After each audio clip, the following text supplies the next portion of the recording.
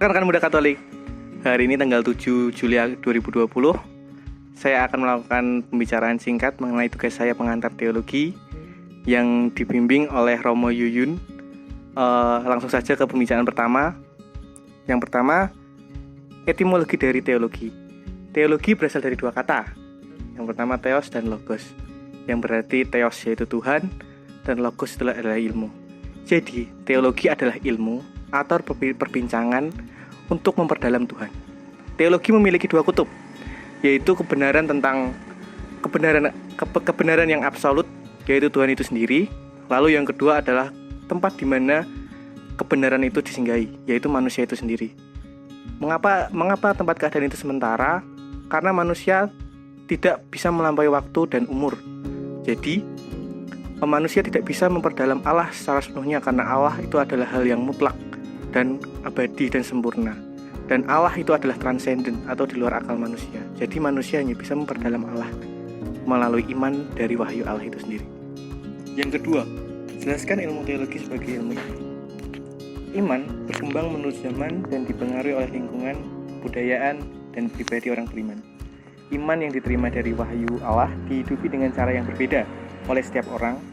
Oleh karena itu, iman harus dirumuskan agar dapat dimengerti dan dihayati dengan lebih dalam baik oleh kita sendiri maupun orang lain.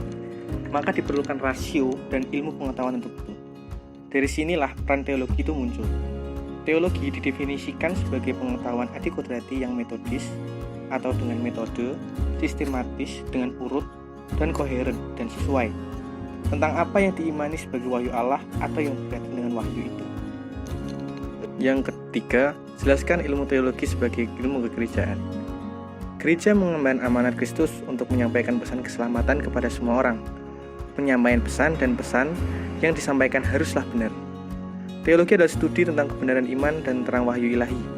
Maka hasil teologi sangat bermanfaat menunjang pelaksanaan amanat Kristus dengan menjelaskan kebenaran iman melalui berbagai kegiatan gereja seperti katekese, liturgi, diakonia, dan pelayanan sosial. Jadi, teologi telah melandasi apa yang kita ketahui tentang Allah melalui gereja yang kita sebut sebagai bagian tubuh Kristus melalui Alkitab dan tradisi. Pertanyaan yang keempat, yaitu jelaskan hidup gereja dan magisterium. Pertama-tama teman-teman, magisterium adalah wewenang mengajar gereja yang terdiri dari Bapak Paus sebagai pengganti Rasul Petrus dan para uskup sebagai pengganti para rasul. Dalam persekutuan dengannya yang diberikan karisma, tidak dapat sesat atau infabilitas oleh Yesus, yaitu di dalam hal pengajaran mengenai iman dan moral.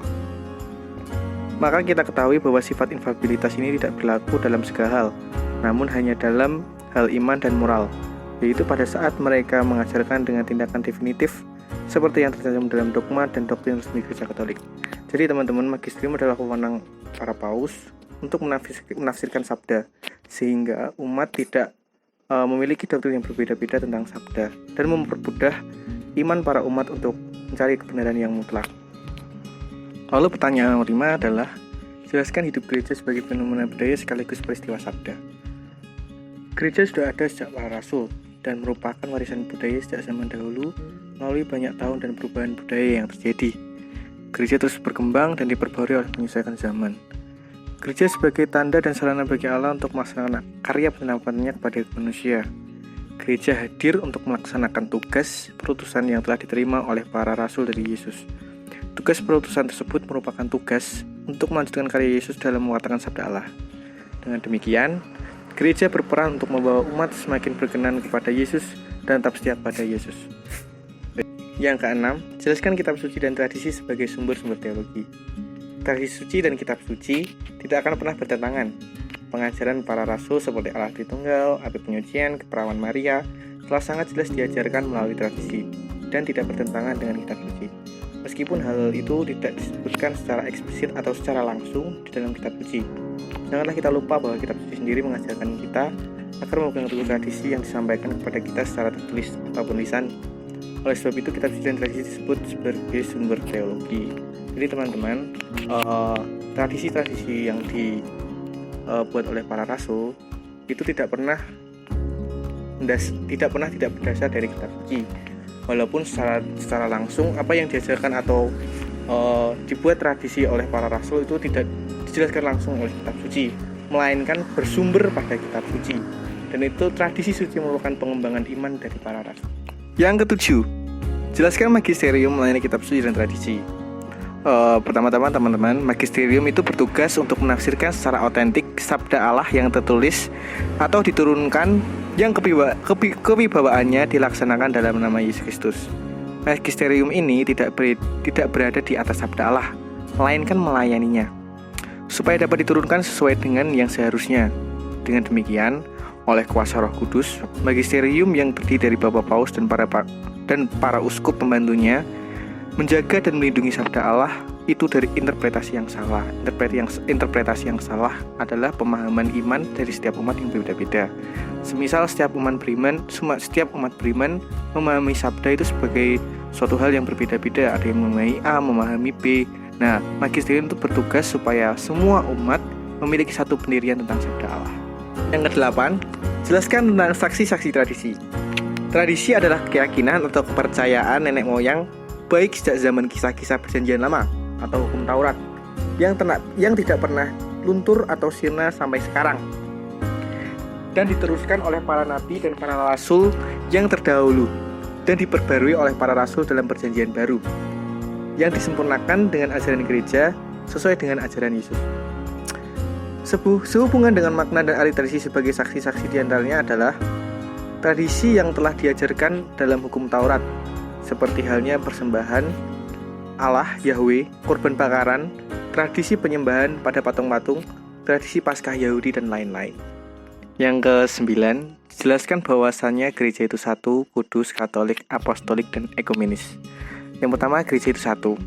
Gereja Katolik percaya bahwa kesatuan itu menjadi begitu kokoh dan kuat karena secara historis bertolak dari penetapan Petrus sebagai penerima kunci kerajaan surga.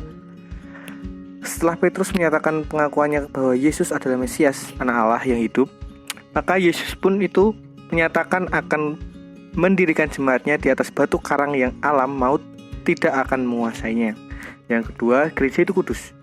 Gereja Katolik meyakini diri kudus bukan karena tiap anggotanya sudah kudus, tetapi lebih-lebih karena dipanggil kepada kekudusan oleh Tuhan. Hendaklah kamu sempurna sebagaimana Bapamu di surga sempurna adanya. Matius 5 ayat 48. Perlu diperhatikan juga bahwa kategori kudus yang dimaksud terutama bukan dalam arti moral, tetapi teologi. Bukan soal baik atau buruknya tingkah laku, melainkan hubungannya dengan Allah. Yang ketiga, ciri Katolik ini mengandung arti gereja yang utuh, lengkap, tidak hanya setengah atau sebagian, dalam menerapkan sistem yang berlaku dalam gereja. Bersifat universal, artinya gereja Katolik itu mencakup semua orang yang telah dibaptis secara Katolik di seluruh dunia, di mana setiap orang menerima pengajaran iman dan moral serta berbagai tata liturgi yang sama dimanapun berada. Yang keempat, gereja yang apostolik.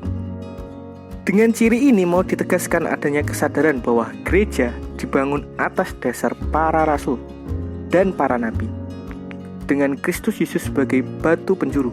Efesus 2 ayat 20.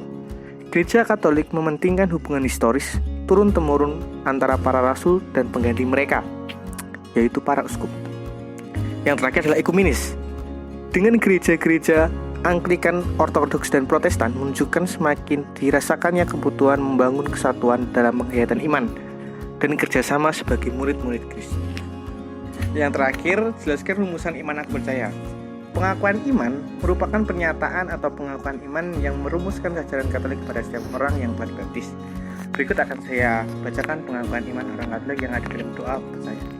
Aku percaya akan Allah, Bapa yang Maha Kuasa, dan langit dan bumi, dan akan Yesus Kristus, putranya yang tunggal Tuhan kita, yang dikandung dari Roh Kudus, dilahirkan oleh para Maria, yang menderita sengsara dalam pemerintahan Pontius Pilatus, disalibkan, wafat, dan dimakamkan, yang turun ke tempat penantian, pada hari ketiga bangkit dari antara orang mati, yang naik ke surga, duduk sebelah kanan Allah Bapa yang Maha Kuasa, dari situ yang akan datang mengadili orang hidup dan yang mati. Aku percaya akan Roh Kudus, gereja Katolik yang kudus, persekutuan para kudus, pengampunan dosa, kebangkitan badan dan kehidupan kekal. Dalam doa aku percaya, jelas dirumuskan bahwa masyarakat Katolik diharapkan mampu percaya akan gereja dan ajarannya, terlebih Tuhan Yesus sebagai Allah Tritunggal yang akan menyelamatkan, datang sebagai penyelamat kita, penyelamat umat manusia. Ya, cukup sekian teman-teman yang dapat saya jelaskan dari 10 pertanyaan ini. Semoga jawaban saya ini yang saya cari dari berbagai macam referensi dapat membantu teman-teman supaya lebih mengenal teologi iman Katolik. Terima kasih, berkah dalam.